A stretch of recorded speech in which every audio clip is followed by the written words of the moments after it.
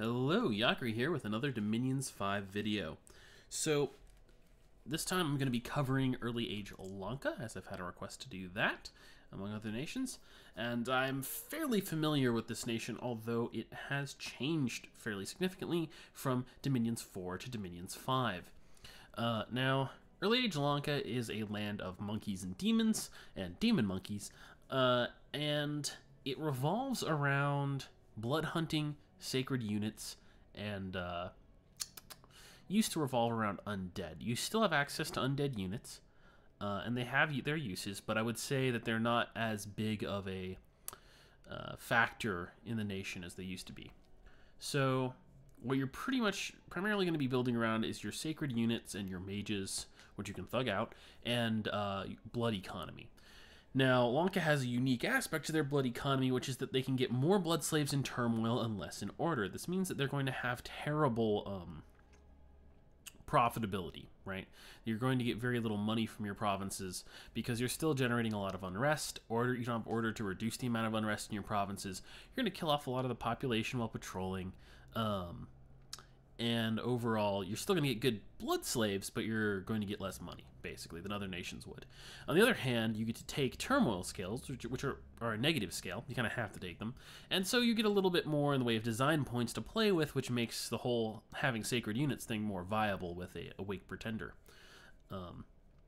Now, their magic pathing is also very good, but their units are pretty bad for the most part. So let's talk about what's bad about their units really quickly. And that's that you have these Micarta, right, which are the small monkeys that are pretty much completely useless. They have terrible morale, terrible HP. They're very cheap, but overall just crappy stats, low damage, etc.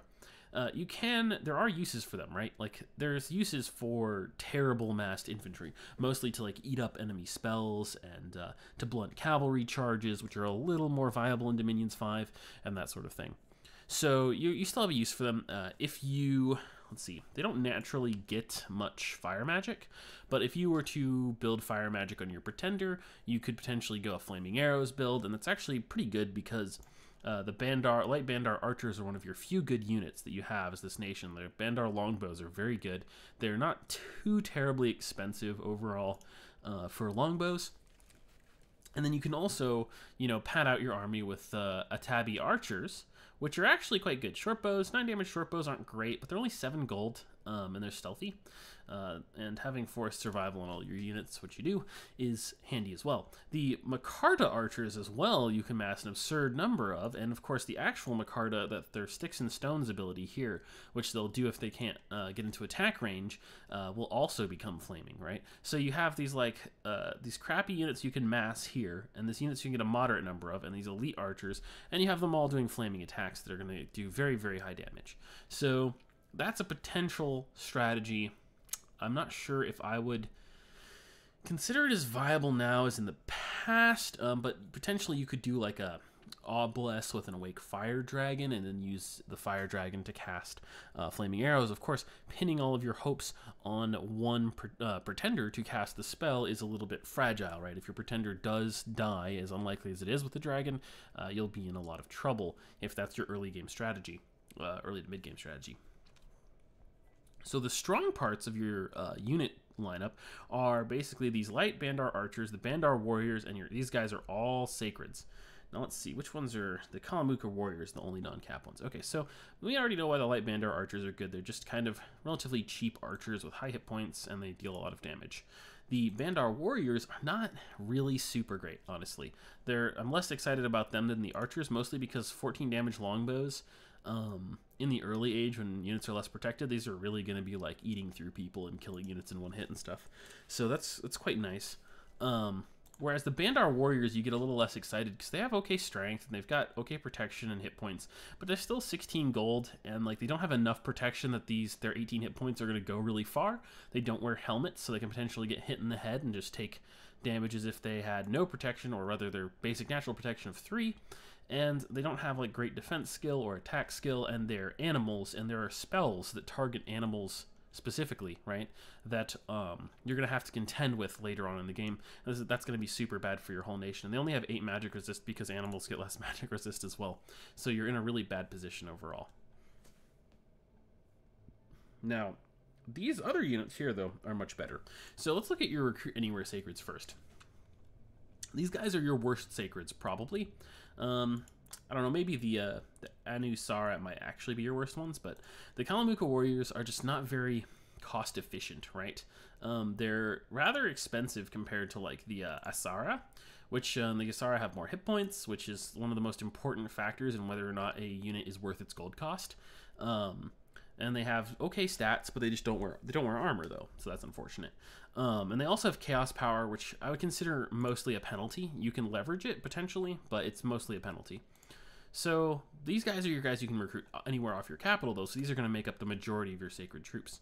So they do have good protection, and their base protection is only 4, which is going to factor into what we decide to get as our bless later on.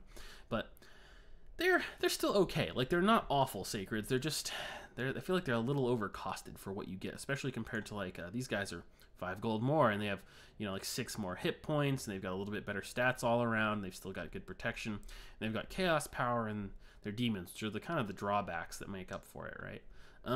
But I wish that your Kalamuka Warriors did have some kind of drawback and were more cost effective, right?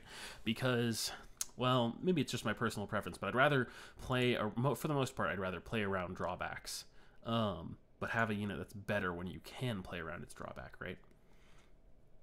So early on, we're probably going to recruit these guys, and that's because they throw javelins, and throwing 2 javelins before combat is nice when your javelins do like 22 damage, and because javelins are closer range in the new movement system, they have much better odds of hitting, right? Like, so arrows hit units less when they're moving when they are far away.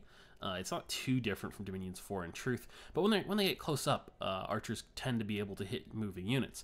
Likewise, when you throw these javelins against masked enemies, there's a good shot that you will actually kill 1 or 2 people with them, which is nice before you get into combat. Now, of course, if we want to expand with these guys, which we'd like to do because they're very cheap and they have the highest, I think the highest hit points, or they're at least like in the same range. These guys have 30, these guys have 28. Yeah, they have the highest hit points. So they're going to get the most out of a regeneration bless and stuff, but they have low protection. So that's going to go into our decision-making process when we choose our bless. And then later on, I think the Palanshenkas, am I pronouncing that right?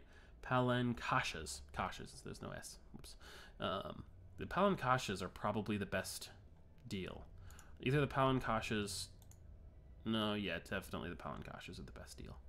And then eventually we're going to start recruiting Kalamuka Warriors from everywhere, and then maybe we'll mix them with the Asara, because the fact that they throw javelins is actually quite nice when you can put them behind a front line of something else. Okay, let's talk about mages and commanders. So you actually get quite good commanders. Nowadays in Dominions, I would say that having good 120 leadership commanders is quite nice. It always was before, but with how commander recruitment has changed and how unit formations have changed, it's a little more worth it these days to recruit your national commanders, right? Like the Bandar Commander and the Bandaraja from your forts instead of just recruiting indie commanders, right? I'd say it's quite worth it for most nations, and it's nice to have the option of getting a 120 leadership commander instead of only an 80 leadership commander. When you're doing that, you get more for your fort turn, and you get a bigger, I believe you get a bigger inspiration bonus, but maybe you don't get a bigger bonus until it's higher than 120. I think you do at 120. Anyway, Raktapatas are your like spammable research mages and blood hunters. They can also reanimate the dead. So in the past, in Dominions 4, you could have reanimated the dead with indie priests. And so indie priests are only 40 gold each. You just look around and find them, build temples in the provinces that have them, and you would recruit those indie priests and summon undead with them. This strategy is dead. It is dead and gone in Dominions 5. You can still do it with Raktapata, and you probably want to have maybe like one fort where you recruit a bunch of these guys and you have them reanimate undead, because undead are handy. You can summon undead leaders, and you can go into the water and take water provinces. If there's no decent water nation competition, you can use them as fodder. They're good versus units with awe, right? They're like a tool in a toolbox that you have available, and so you should make use of it, probably. But undead are also crappy fodder units that are easy to counter. So don't count on them, not when you can't amass them in the absurd numbers that you could in Dominions 4. Primarily, these guys are going to be used for blood hunting. You're going to recruit a lot of them in any case, and it's because these guys exist, you also don't really want drain scales. However, you can recruit a minimal amount of the Rakshasi and use them for blood hunting only and summoning undead only, and not for research. And instead, you can get your Yogini, which are fairly good in drain scales, right? They don't have any special ability for it, but the fact that they are 4-path mages with research 13 means that like drain 1 is not a super big deal for them. And you're probably going to want to take drain, not because your nation is good with drain, but because you need a bless. And drain may be required to get one, because you can't really sacrifice like luck or growth very realistically. I guess you could sacrifice growth more than anything else and try and bless rush, but I don't prefer it personally. So what else to say about these guys? These are pretty good mages. Nature Blood Crosspath is pretty great. Having a Nature Blood Death mage is nice because you can do Blood Sabbath shenanigans, and you can, put these guys as a communion leader and cast big, death spells if you pump them up enough, or big nature spells, so they're quite handy. And there's a decent number of Nature 2 spells that you can do stuff with, right? They're primarily going to be your research monkeys and like crafting items. Let's see. The Kalamuka leader guys. These guys are not really super useful. Nope. There's not much purpose to these, honestly. Priest 2s are really bad. Like, that's the worst level of priest stuff because you don't get anything super significant for being a priest 2, but it's more expensive, right? You pay more gold for them having priest 2 and it gets them very little. Priest 3s, on the other hand, are very good because they can capture thrones. So that's something to keep in mind. Your Rakshasi and your Raksharajas are your cap-only units, right? And the Rakshasi are the stronger mages or more flexible mages, and the Raksharaja are viable thugs. Not super combatants, but thugs. So the Rakshasi basically have really flexible magic paths, right? You get 100% in any one of these 4 paths, and then again in any one of these 4 paths. So what that means is that since these are the 4 paths that you get normally, you can get up to 3 in any of these 4 paths, right? You have to recruit quite a few of them to try and get one of each of the 3s. But you probably want to do that. For everything except 3 blood, that's not particularly useful. But like a 3 death mage, let's see, what do you get for these guys? So these guys can get 3 air, so that's not super important. Actually, shit. I'm crazy. I guess only really 3 nature is super special. 2 blood, 2 nature is pretty nice as well. Air death, right? So that you can pump air death is pretty nice because there are some air death crosspath spells that are very good. And if you have air 2, death 2, and then you become a blood sabbath leader to pump it up to like 5 and 5, there's some cool stuff you can cast. They also have shapeshift. What do they turn into? Oh, yeah, I think these shapeshift into like a beautiful woman that you can seduce people with and assassinate people. Is that right? I'll check in game. Yeah, Manusha Rakshasi. I think that's their like female form. They're priest 1s. They're actually like fairly cost effective, all things considered. In theory, you could thug with these guys as well, but well, they're stealthy, so that gives you a reason to do it, I suppose. Now, the Raksharaja are particularly good because they start with Air Magic 2 and they can get Air Magic 3, and so you can cast Mist Form with them, right? Mist Form reduces the damage you take to 1 from any attack, unless the attack is particularly powerful or magical, in which case it will still be reduced to 1, but then it will dispel Mist Form and you'll start taking normal damage from that point out. Especially if you get... I think Air 3 is the most useful one. You can also use them to cast Storm and spam Thunder Strike quite effectively. So they're pretty flexible and powerful mages, especially when fighting in turmoil scales, of course, but that's not totally required.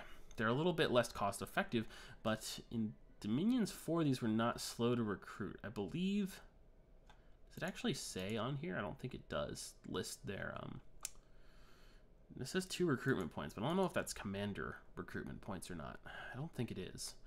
So I think there's still 2 points though, in which case you can recruit them in 1 turn from your capital, right? And I think you even get a spare point to recruit like a Bandar commander, but you could in Dominions 4 recruit them in 1 turn. So that's like the rundown, right? These two mages here are really the big selling point of this nation, right?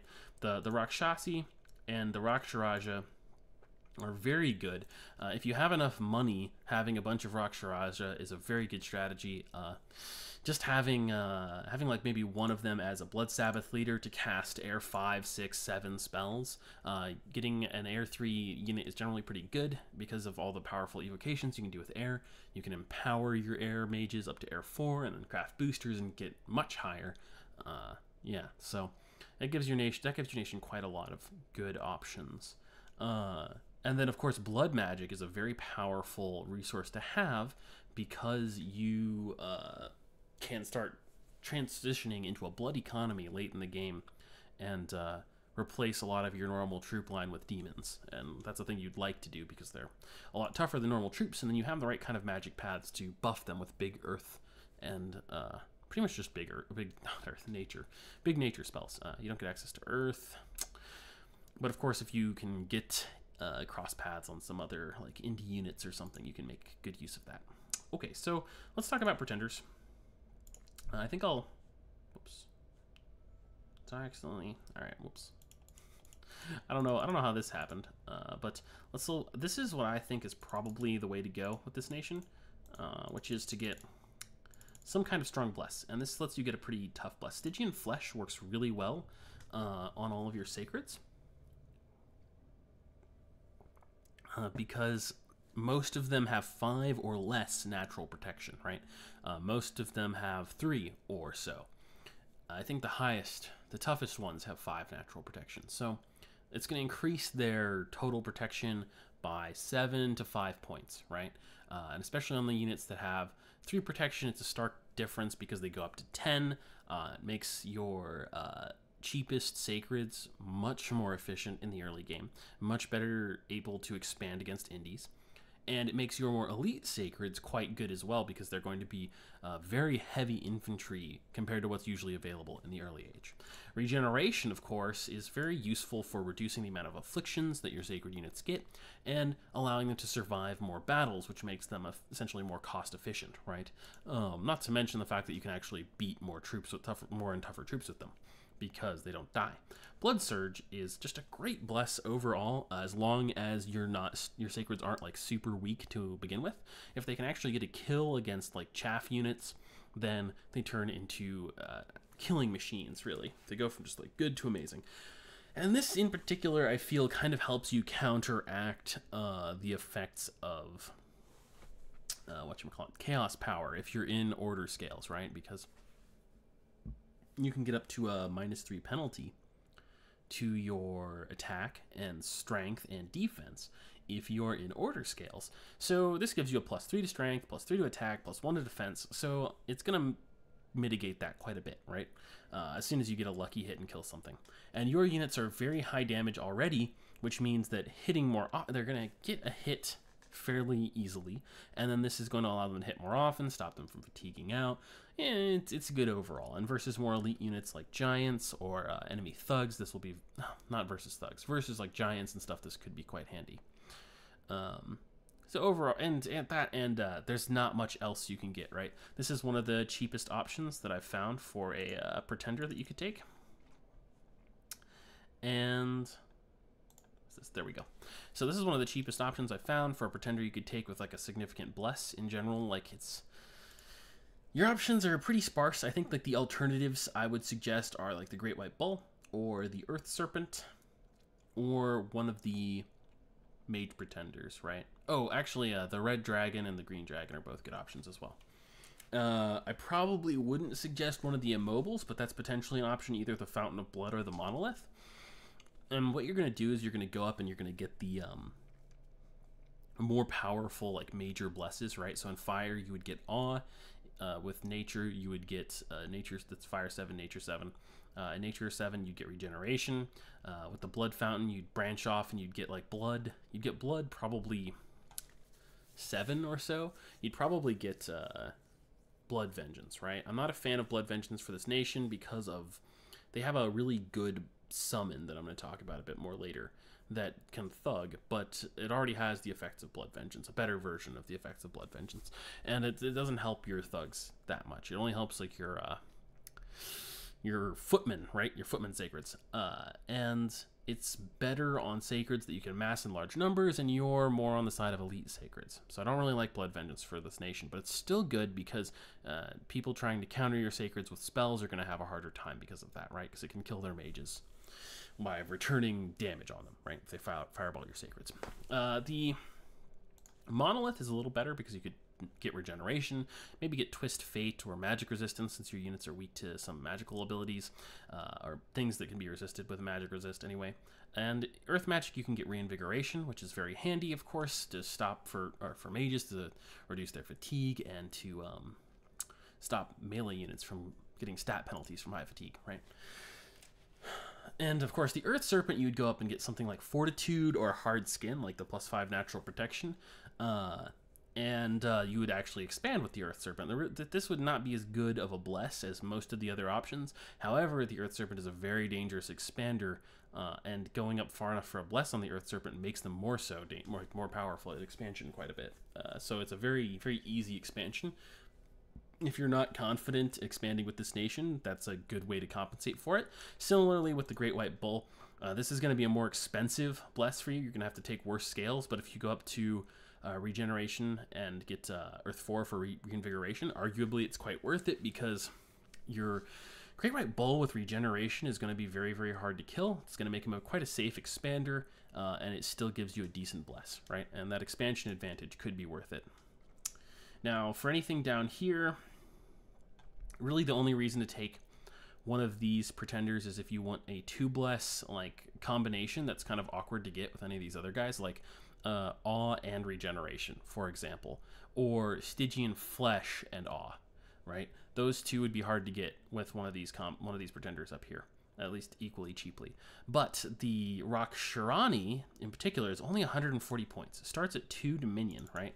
And 4 Dominion is really not ideal. I'm not sure if I prefer 4 Dominion and better scales or 5 Dominion and worse scales, right? So like, the reason I like this guy is because this triple bless is relatively cheap. Blood Surge, I'm almost not entirely sold on it, but there's not really anything else I can add on to a similar bless like more cheaply than this, and it does help, right? Particularly the reinvigoration, the just +1 reinvigoration might actually be the most valuable aspect of it for your thugs. Now, here's the thing. I'd really like to have 5 Dominion. However, it's really inefficient. I can go up to like either 3 Sloth or 2 Drain. Either one is pretty bad for me. And it's going to make... it's going to leave you with a lot of extra points, right? So like 27 extra points, and you can't get another Dominion point. You can't get anything with these points. So, you know, I'm not 100% sure this is the absolute perfect build, but I rather like this one. I'm going to do 5 Dominion Candles as it's going to make expansion a little bit easier for the showcase game, and you know, it's kind of your preference.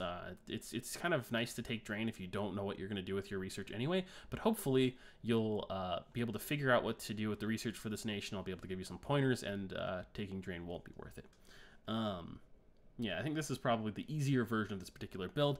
I recommend Earth Serpent or Great White Bull if you want something even easier than this, right? It's going to not be too... what's the word I'm looking for here? Unreliable to play, right?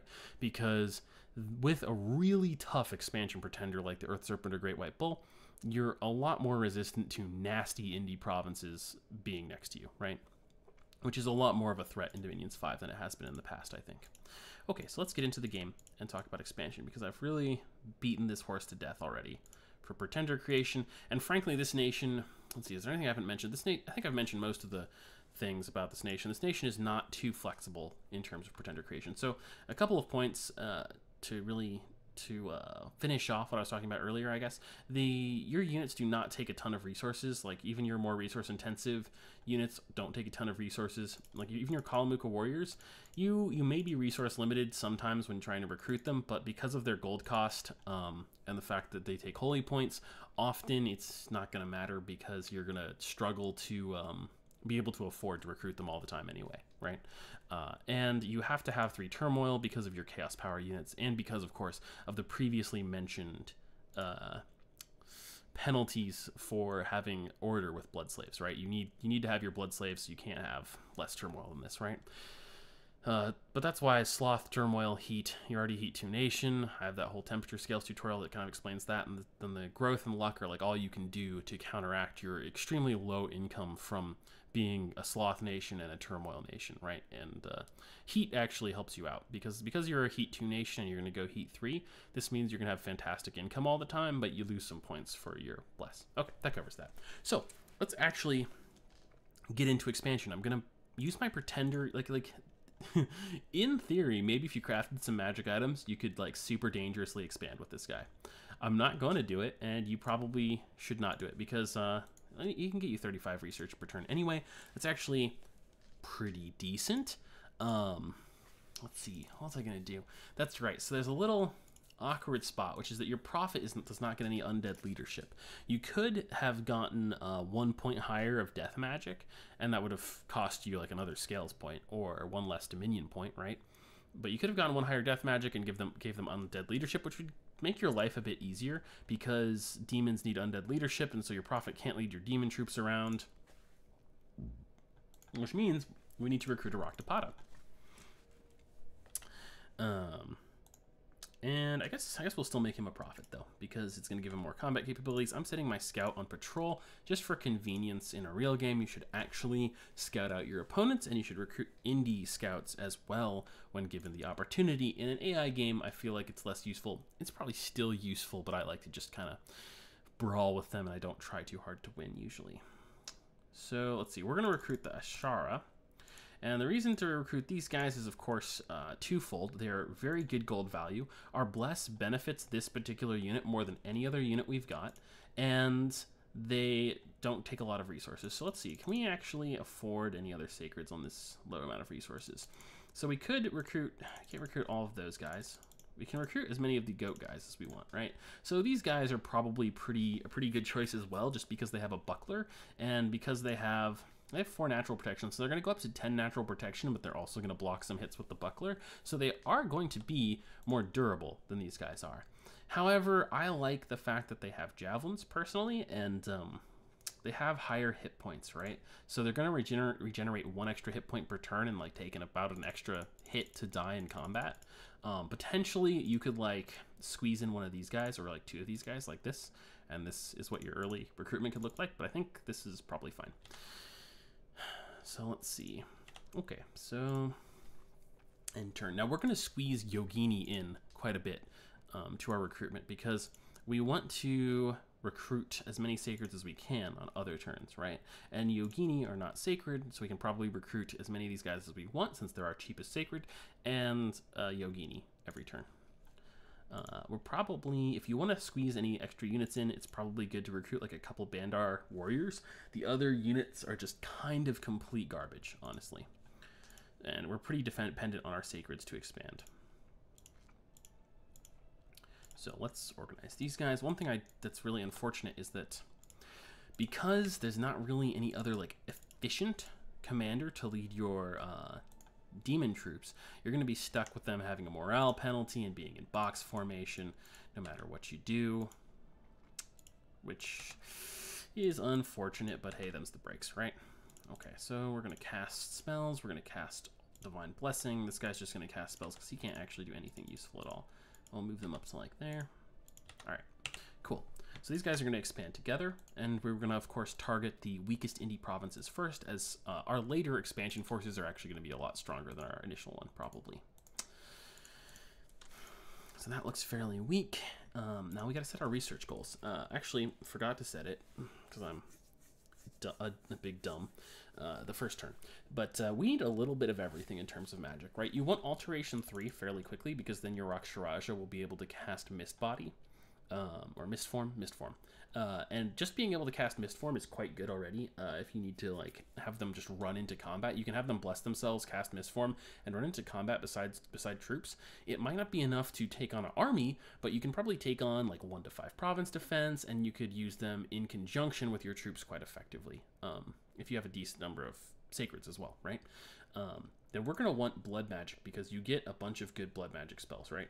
And up here we have Summon Dakini. Now Dakini are these sacred, flying, demon ladies that run around naked. They have, I believe, like 3 base protections, so they're going to get a lot of, and they also wear, they come wearing these skull necklace armor, so with our bless, they're going to go up to like 17 protection. They have damage reversal, which is the upgraded version of the blood vengeance blessing. So units have to make a magic resist check. If they fail it, they don't deal damage to the Dakini at all and deal damage to themselves instead. So they're a very powerful thug unit to like go and attack enemy province defense. If you deck them out with enough items, they can probably fight armies, but they're really prone to just getting unlucky and being blown up, right? Because they don't have very many base hit points. And so in Dominions 4, you could counter this a little bit more with a major Nature Bless, because it added like +8 hit points, right? And so we don't have that luxury anymore. However, versus non-special troops that don't have magic weapons, and don't have a ton of high morale or high magic resist, they are going to just obliterate, right?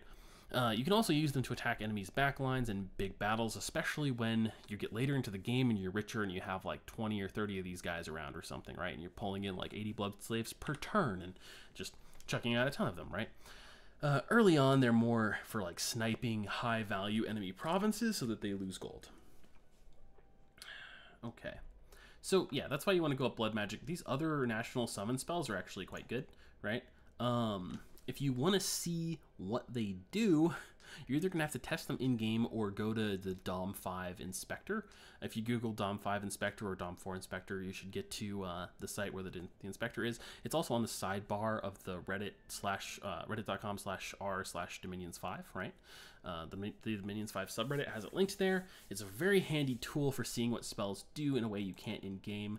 Hopefully, someday they'll give us a UI update that lets us actually see what you summon. But until then, you do need to get familiar with out-of-game tools if you really want to know what's going on. Okay, so for that reason, we want Alteration 3. Conjuration also has useful spells, right? I think these guys, these Ganas, are also sacred, I believe, and they're like ethereal ghosts. A lot of these, there's a lot of your summon sacred things, and even if they don't, you have actually pretty decent summons, your national ones, right? So, of course, in addition to the actual summons you get, we're going to get summon, where is it? Summon Storm Power? I think that's it, 2. Yeah, summon Storm Power.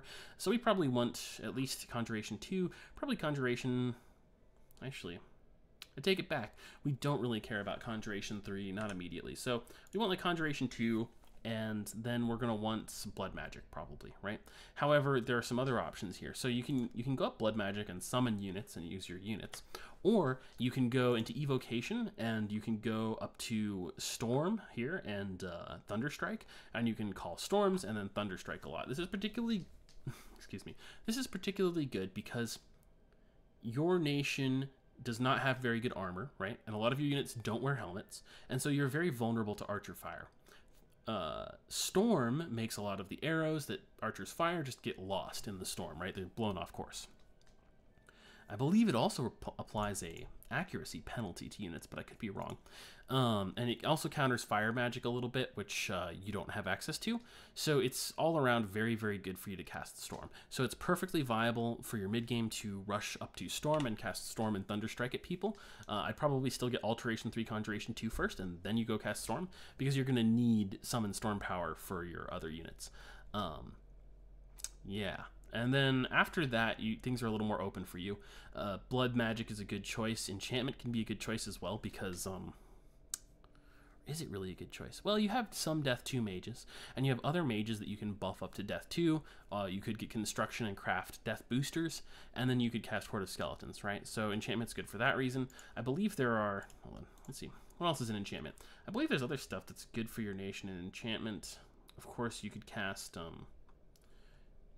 Arrowfend is an Enchantment 6, which is a pretty useful thing, but I think being aggressive and going for Storm is probably the better choice. So yeah, I'd probably leave Enchantment alone for the most part. There's going to be some buffs that are useful in both Enchantment and Alteration for you late game, but I'd probably prioritize Blood Magic and Evocation and then Construction.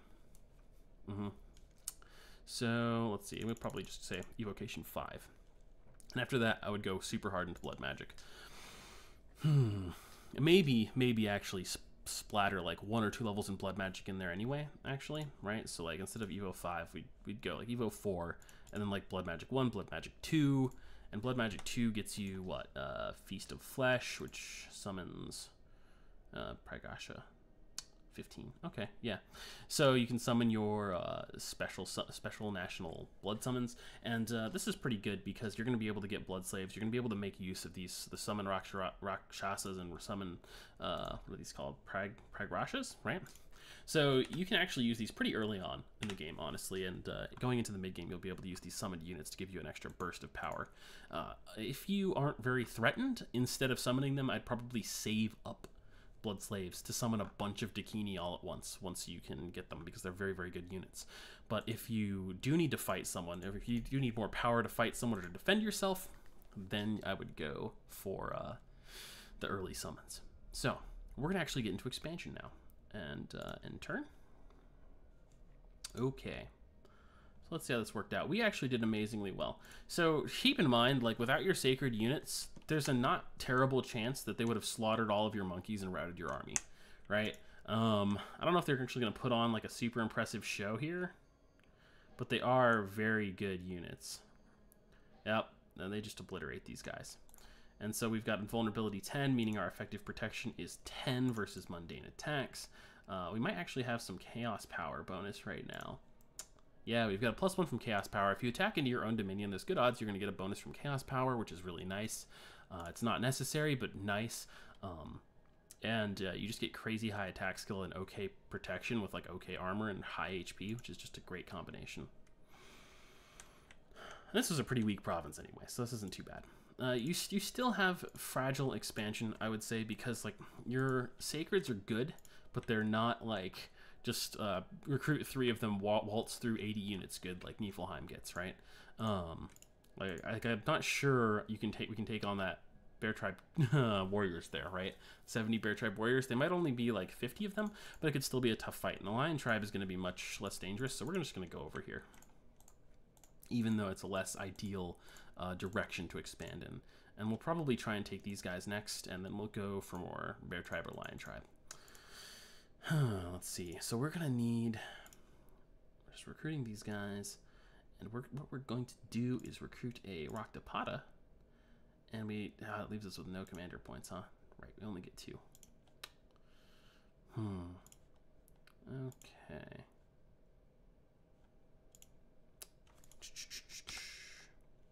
Yeah, we're gonna recruit a Rakshasa. End turn. All right, much better. Our sacreds still haven't taken any casualties, and they've killed a crapload of enemy units. This is a little bit rough though, because now they don't have anyone to like, there's no one to like cushion the sacreds so that they don't get killed. We're gonna move them in front of our commanders so that they don't die, because your army routs if your commanders die. Ghouls and Soulless are tough for a lot of armies to fight into. However, it's not gonna be tough for us because we've got 2 priests with us. I believe he still can cast Final Rest. Yeah, so you can still smite undead. And we've also got, of course, these sacreds that are going to be pretty durable. Mostly it's the priests that matter, actually, because undead can actually be pretty good versus sacreds. Okay, so I think we can expand with this. These guys are like very limited. They don't get a lot of troops that they can command, and they're gonna get like huge penalties, and these guys already have terrible morale, so it's not the best situation here. Fortunately, all right, let's move this guy like right up here. Hold and fire. Okay. Fortunately, I don't know if I actually have anything to follow that up. There is no fortunately. It's just a pretty shitty expansion. But your sacreds are quite good, so they can probably just kill us all anyway. We're gonna recruit, yeah, another Rakshasa, and I think I'm gonna get a Bandaraja after that, and then we're gonna go back to Yogini.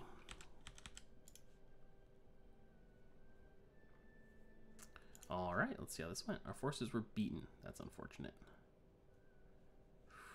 31. They're almost all dead. I wonder if I could just attack back in with my commanders. Probably can. Okay, so this went pretty well. Those sacreds are real good. We're just gonna go straight back in there. Probably it'll work out. Probably.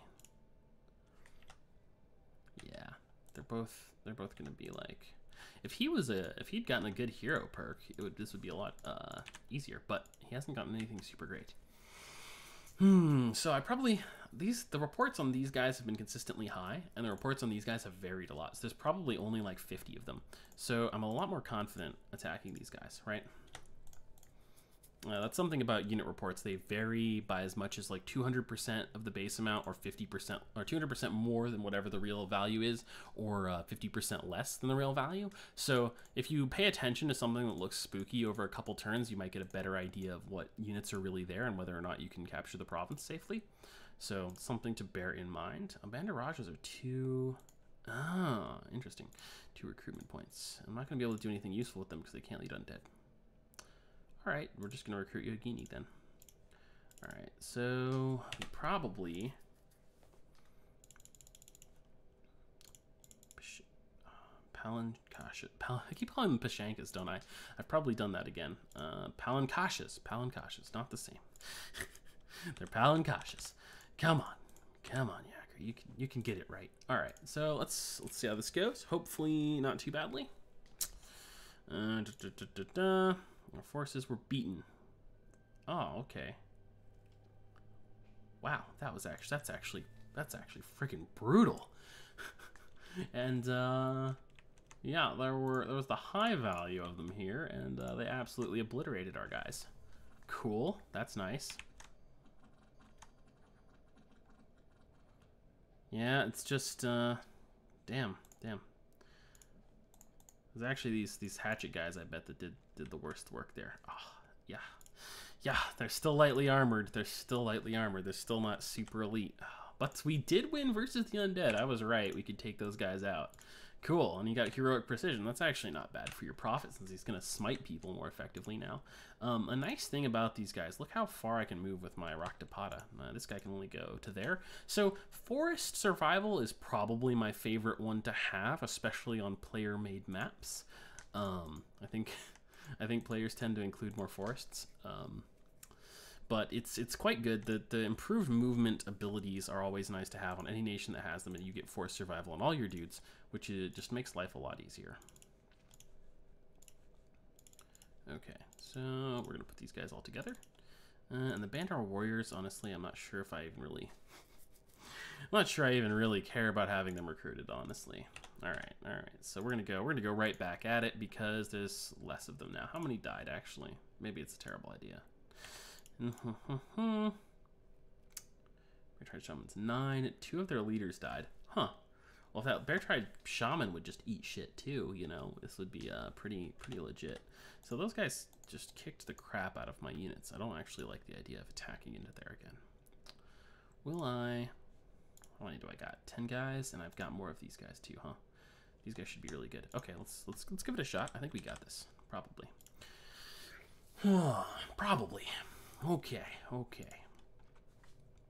But this is why I was recommending like an Awake Expander. I'm not sure. The only thing I'm wary about, and the reason I recommend this over an Awake Expander, is because I think if you're having a tougher time in the mid game, you're gonna want to have the Bless, right? Once expansion is done, once you get a fort up and you can recruit some off-cap sacreds, once you can actually like use thugs as a viable strategy, you're gonna want to have a Bless, a good Bless, right? Like, so look at these guys. Their effective protection versus mundane attacks versus current natural. All right, total protection versus mundane attacks, 16 instead of 12. So, hey, it could be worse, or not as great as it could be, but 16 protection in the early age is actually very good for units with 30 hit points, and they're going to regenerate 3 HP per turn, and they're quite durable, and they've also got bucklers. So, it makes these guys really tough, right? Like, what's their effective defense? Only 10, but still. And as you can see, they're holding up quite well against these guys. And of course, when they're... Ooh, he died. As I said, they're holding up quite well. Dies immediately. Alright, well, maybe not that great after all. Great attack skill, good stats overall. You're not going to have so many of them, but it's quite nice. Similarly, if we look at the... Let's go back to recruiting units.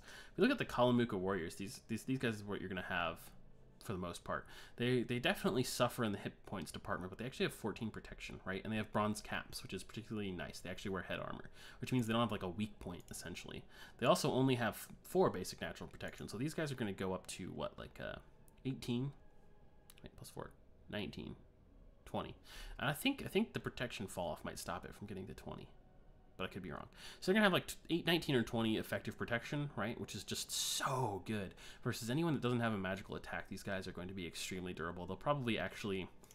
Maybe I should be recruiting them instead of the Palankashas. The Palankashas have a better stat block. 30 hit points also. It's probably worth it. Probably. It's probably worth it. We've got plenty of these guys. I'm recruiting Yogini, right? So we're recruiting Yogini because they're not sacred, pretty much, like, and we're not recruiting other commanders because we're leading sacreds, and so we just have a bad situation in terms of what we can do with our or who can lead troops around, right? You can't. Okay, so we've only got a few dudes. Hopefully this is probably underreported, but it's still probably only 40 units, right, or less.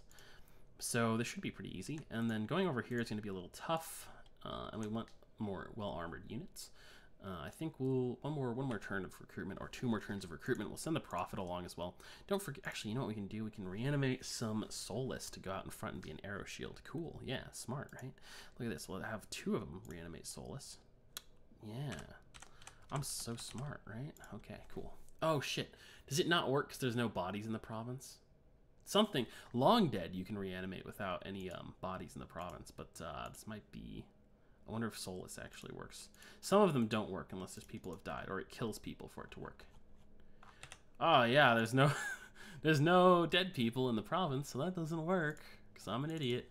All right, well, I mean, see, now you know. Don't try and reanimate soulless in your capital to improve your next expansion force, because it's not going to work.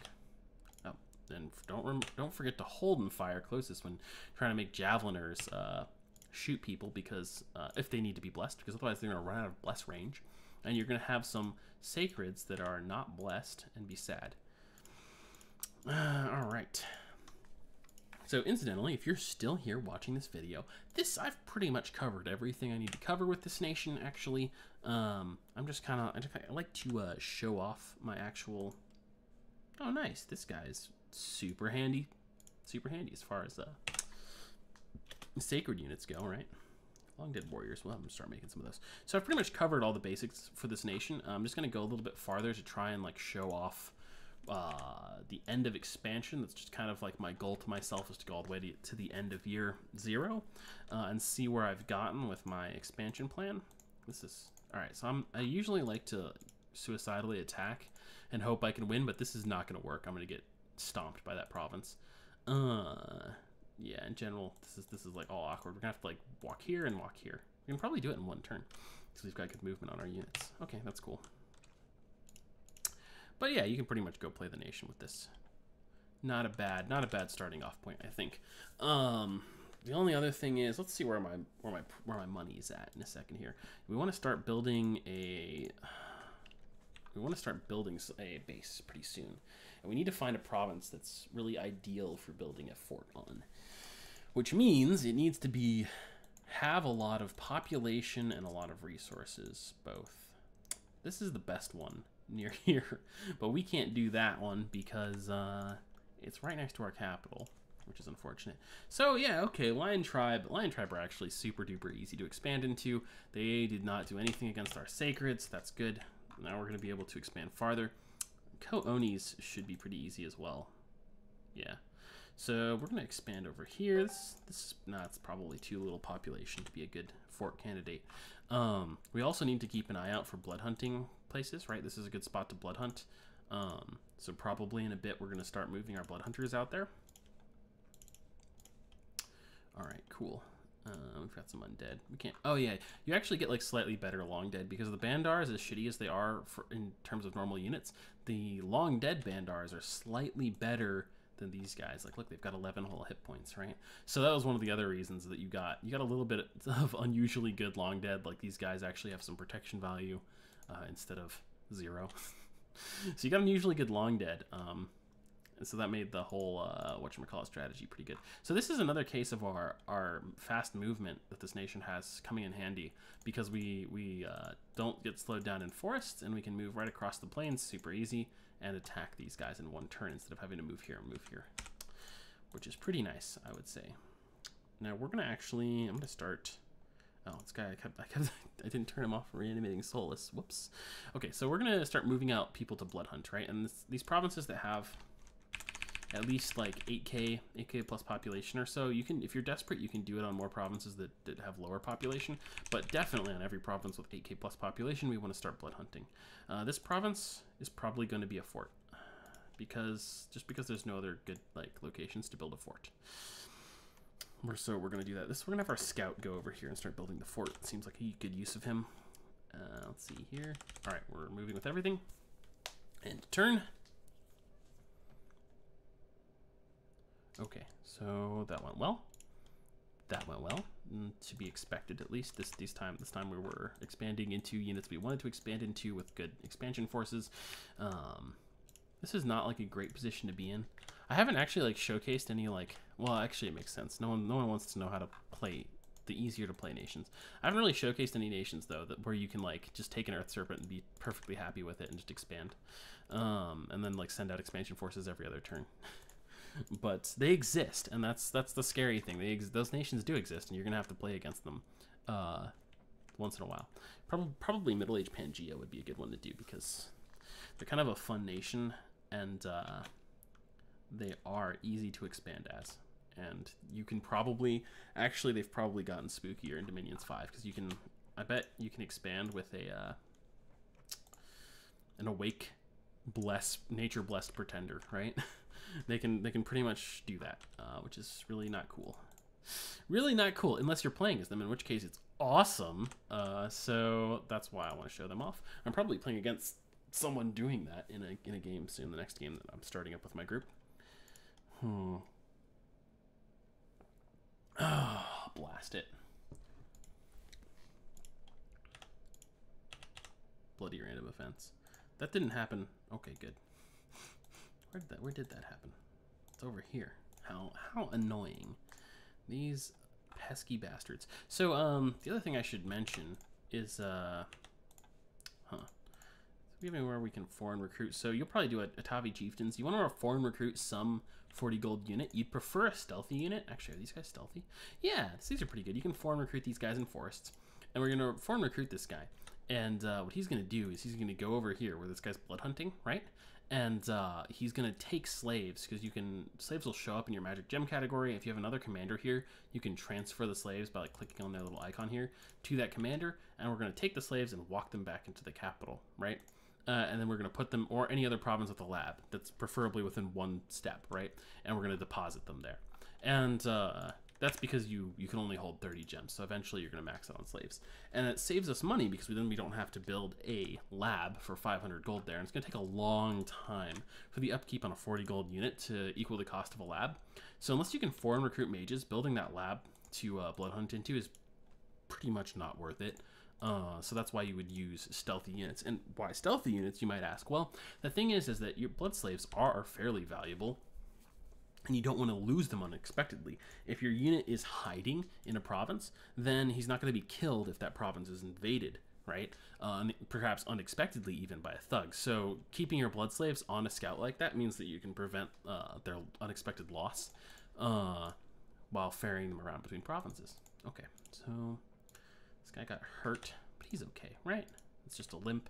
Yeah, fortunately, these guys blessing themselves is going to make them a lot harder to kill because of the bless we have. Which isn't always the case. Sometimes your priests are like super weak, but our priests are actually pretty good, like 21 hit points, and then they're going to get plus 10. They're going to get their armor set to 10 and regenerating. So they don't really die. Okay, so we've actually got a pretty tough force here.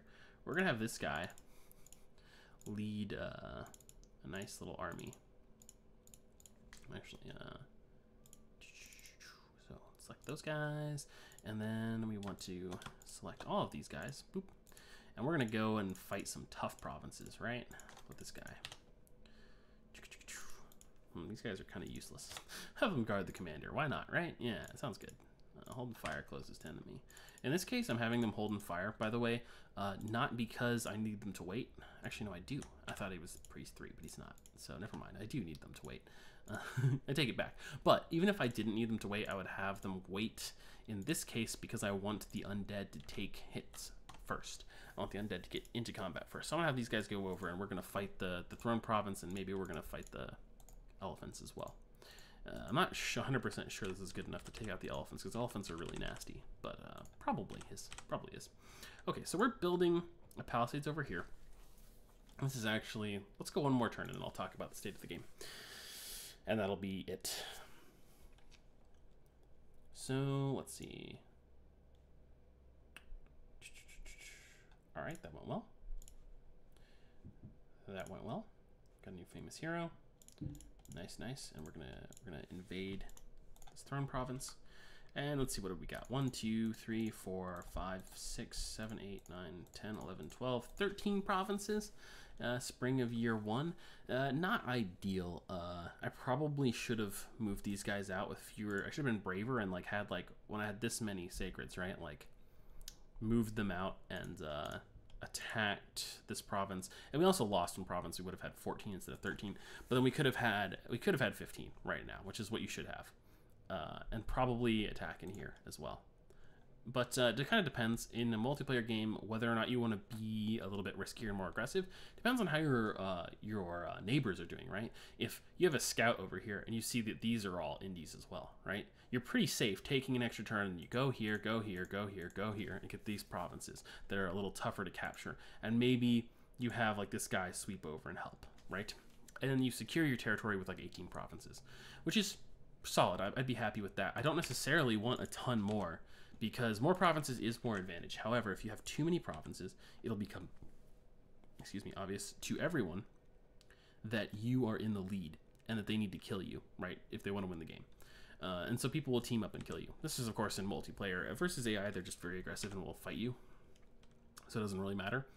But in multiplayer, they're gonna team up and kill you, and you want to avoid that happening. And so you're going to want to like constrain your expansion potentially as a strategy. Now, not always. For some nations, especially very rushy nations like early age Mictlan, and this nation perhaps you could do this with as well. You just want to expand and expand and expand, and then find the first weakest person you see and kill them and take their stuff and keep expanding, right? And it'll just benefit you. And you just try and close out the game, right? You find some thrones, capture them, and you win the game.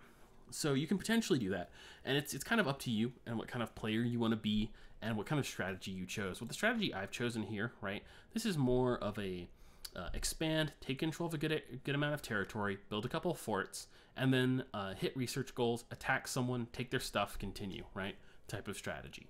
And if you could potentially go like your growth scales. You don't absolutely need those. Growth is a relatively small bonus. It's the best money scales you can get, but it's a relatively small bonus. You could go death 1, you could take a bigger bless, and you could be very aggressive and try and just, win the game. Even you could go, I don't know, maybe more production and do a similar thing. I think this is probably the way to go. You can still play pretty aggressively with this.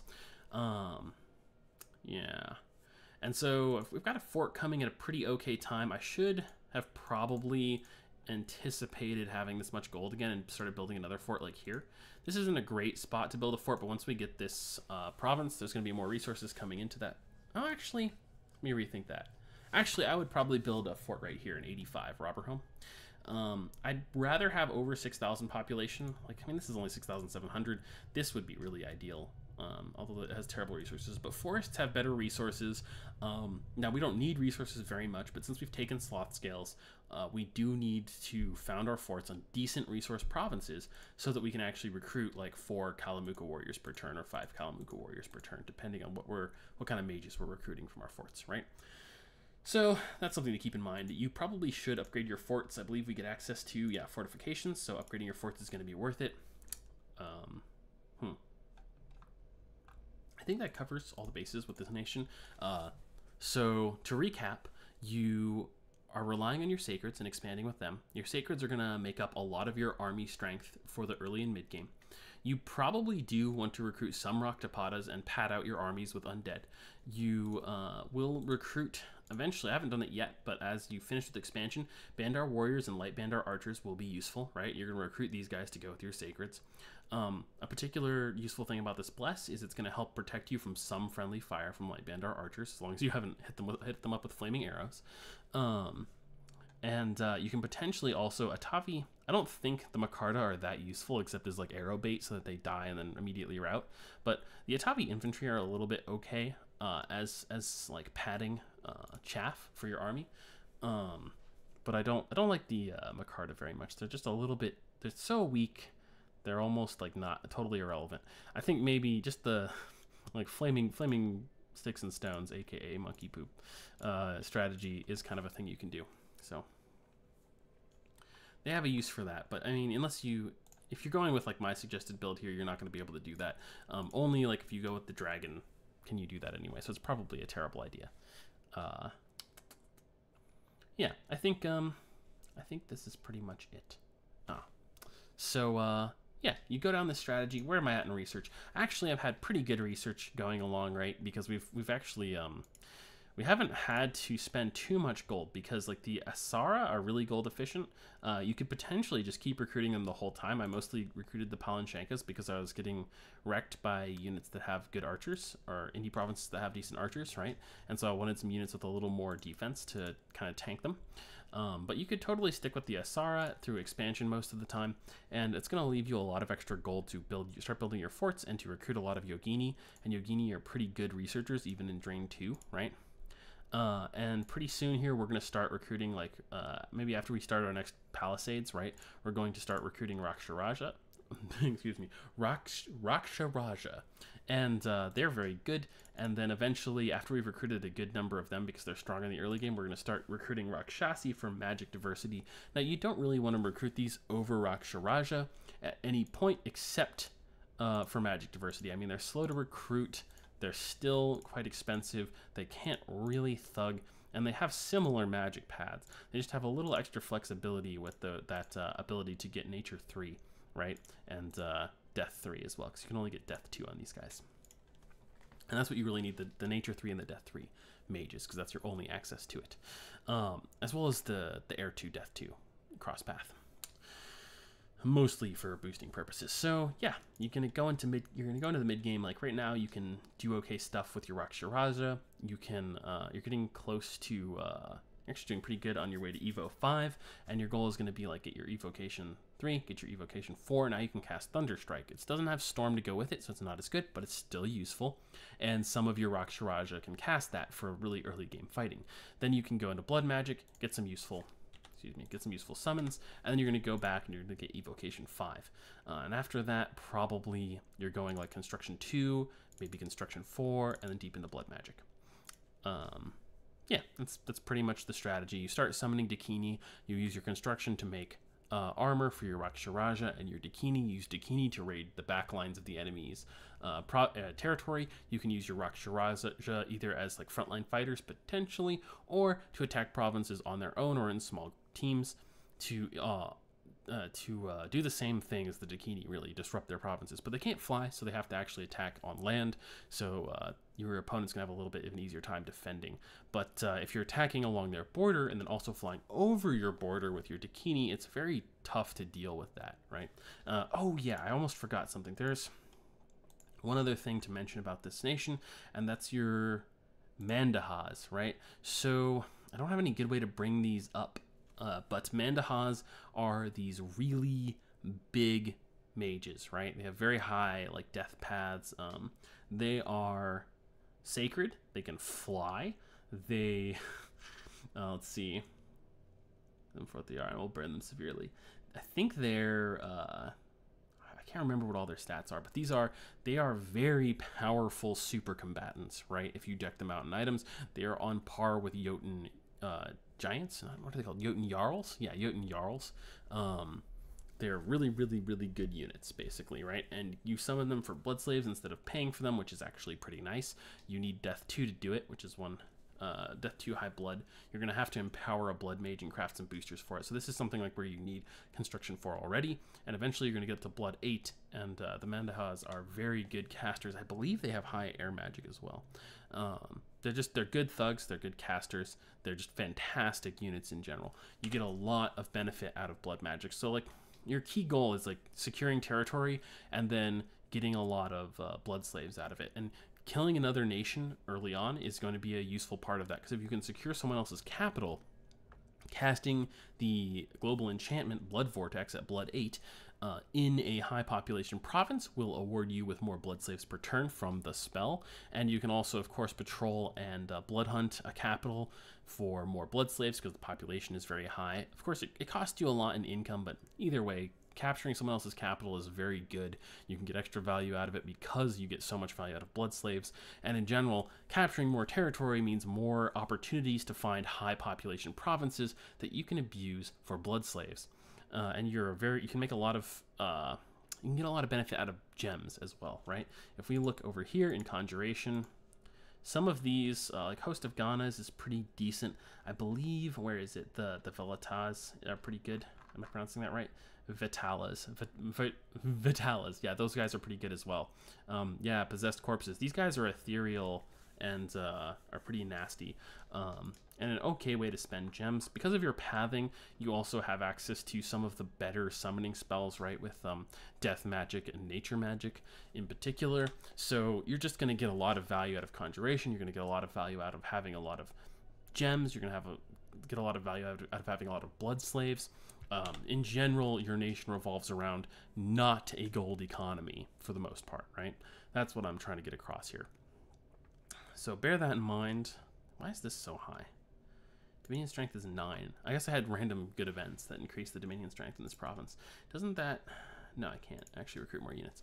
Another thing is, of course, I recommend building 5 temples as soon as you can, because if you're starting with 4 or 5 Dominion, especially if you go to the 4 Dominion build, you need to boost up your Dominion by 1, which you get out of 5 temples, so that you can recruit more Sacreds per turn. Alright, thank you very much. I hope you've enjoyed this video and this helps you play this nation. Lanka is still one of my favorite nations in the game. They're a lot of fun, and although I am disappointed that we can no longer play Order Lanka, where you summon hordes and hordes of skeletons and that's your whole national gimmick and you don't have a bless, they are more in theme than ever, and in an era where a lot of nations have changed, this one is still quite strong, I think, overall. And I think they're better at doing their sacred bless rush than they were before, because maybe the bless options have improved for them in Dominions 5. That's really the thing, right? You can't get as strong of a bless overall as you could before, but Stygian Skin is very good for this nation in particular, and combined with Regeneration, it gives you very tough Sacreds, and Blood Surge is pretty efficient for your for all of your Sacreds, really, because they have a good time getting in a first hit, and then it keeps them fatigue free, and it gives them a really high attack bonus to continue getting kills, particularly because I think any of them can pretty easily kill most units in one hit, right? Your Kalamuka Warriors, 26 damage, 23 damage, that's the lowest they get, right? These are very damaging units, right? And they have a pretty decent attack bonus, but giving it an additional +3 is just fantastic. All right, let me know what you think in the comments down below, and if you have any questions or other topics you would like me to cover.